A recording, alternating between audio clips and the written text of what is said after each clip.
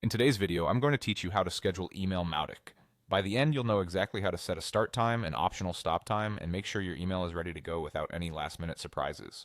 First, open your browser and go to your Mautic login page. This is the secure sign-in screen for your Mautic instance. Log in with your credentials to reach the dashboard.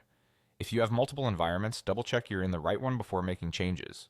From the dashboard, look to the main navigation and open the Channels section. Inside Channels, select Emails. This takes you to the list of emails in your account.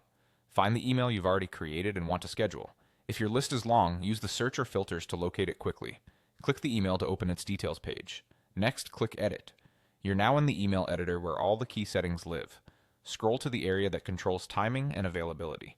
Here you'll see fields to set when the email should start sending and when it should stop, along with a toggle that determines whether the email is available for use.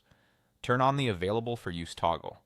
This setting is crucial because it tells Mautic the email can be used in sends and automations. If it's off, the email won't go out even if you set a schedule. Now set the start sending at date and time. Pick the exact moment you want Mautic to begin sending this email. Be sure your time zone is correct in your user or system settings so the schedule aligns with your local time. If you're coordinating with a campaign or external launch, give yourself a few minutes of buffer. Depending on how your system is configured, processing may occur in short intervals, so the send can begin within the next scheduled run.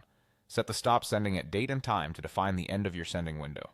This prevents the email from going out after a specific deadline, which is perfect for limited time promotions or time-sensitive announcements. Choose a time that safely covers your audience's time zones to avoid cutting anyone off too early. When you're satisfied with the timing and availability, click Save and Close. You'll return to the email overview, where you can confirm that the email is available and that the start and stop times are set as expected. That's it. Your email is now scheduled, and Mautic will handle the rest according to your chosen window.